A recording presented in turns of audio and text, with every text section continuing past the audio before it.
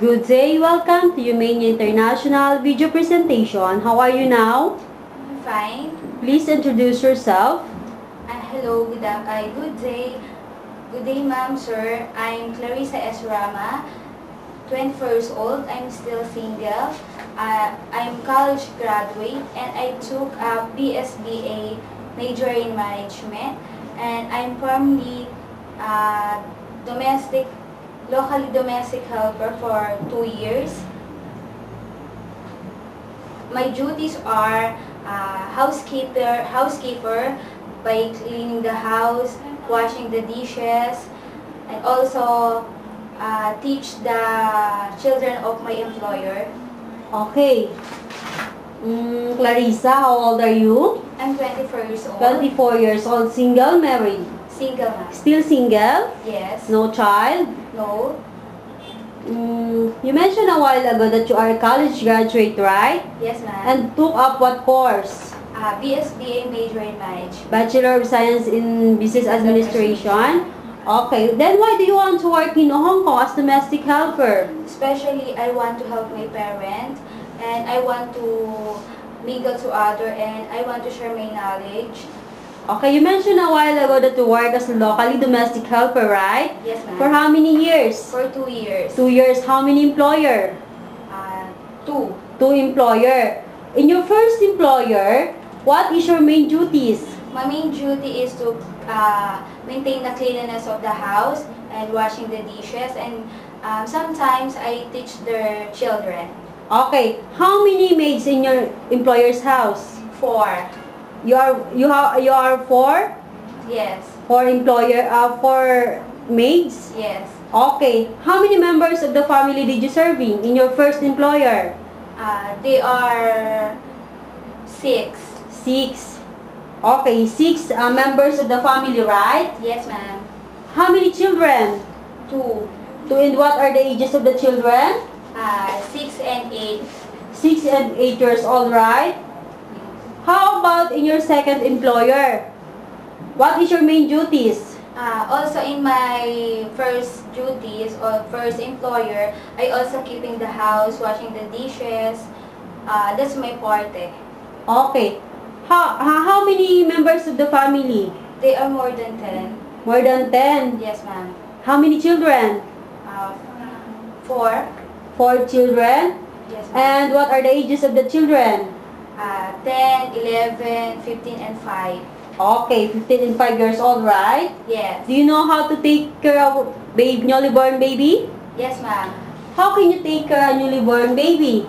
I'll take the newly born baby, taking for my niece, and I'll take about the baby. I know changing the diaper, changing the clothes, sterilize the bottle, prepare butter of milk and feeding, and put a baby to sleep. And the most important is give love to the newly born baby. Okay, do you know how to take a bath a baby? Yes, ma'am. How many minutes in bathing a baby? 3 to 5 minutes. And why is it too short? To prevent the sickness. How about if the baby cries? What would you do? Sometimes I give milk and Check the diaper, right? yes, ma'am. Okay, how about children? Do you know how to take care of children? Yes, ma'am. And where did you gain that experience? To my niece and to my nephew. Okay, also from your previous employers, right? Yes. Can you tell us how to take care of children? I take the children by teaching in health and personal habits such as eating, dressing, and toilet habits, preparing for the children, and serve meals and refreshment, and I teach them how to read, how to cook. Can you tutor children? Yes, ma'am. Are you sure? Yes, ma'am. How about taking care of an elderly person? Do you have experience? Yes, ma'am. Can you tell us how to take care of an elderly person? I take care the elderly person by assisting them in bathing, sometimes changing their clothes, accompany for how to walk.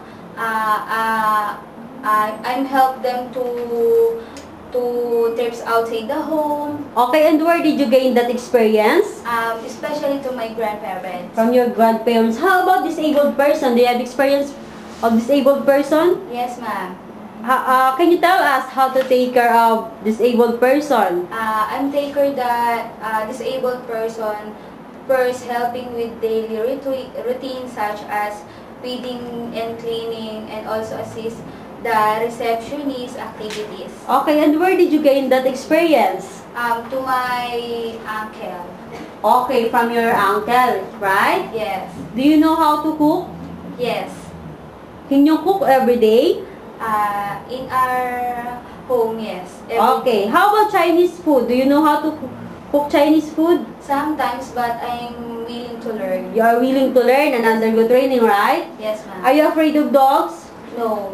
How about if your employer have an animals or pets? Do you accept the job offer? Yes, ma'am. Are you sure? Yes, ma'am.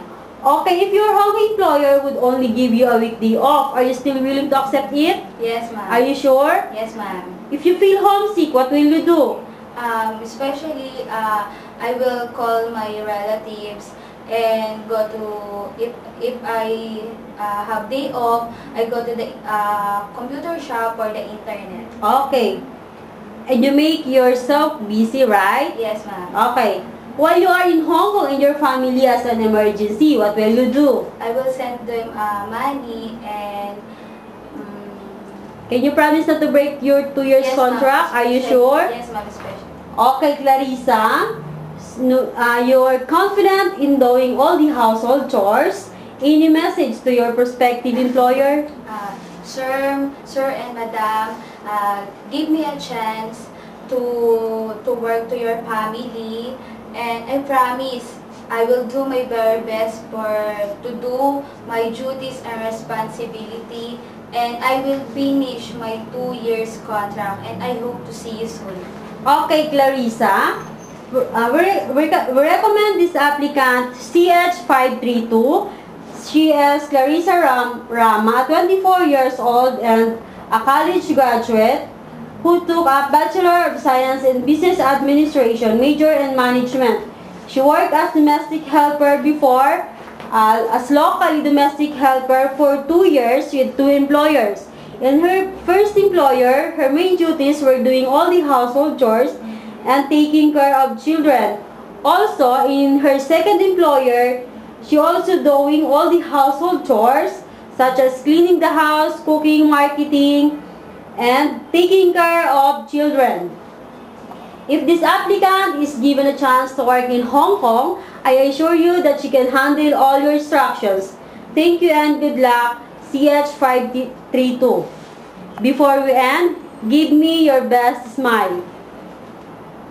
Thank you and good luck.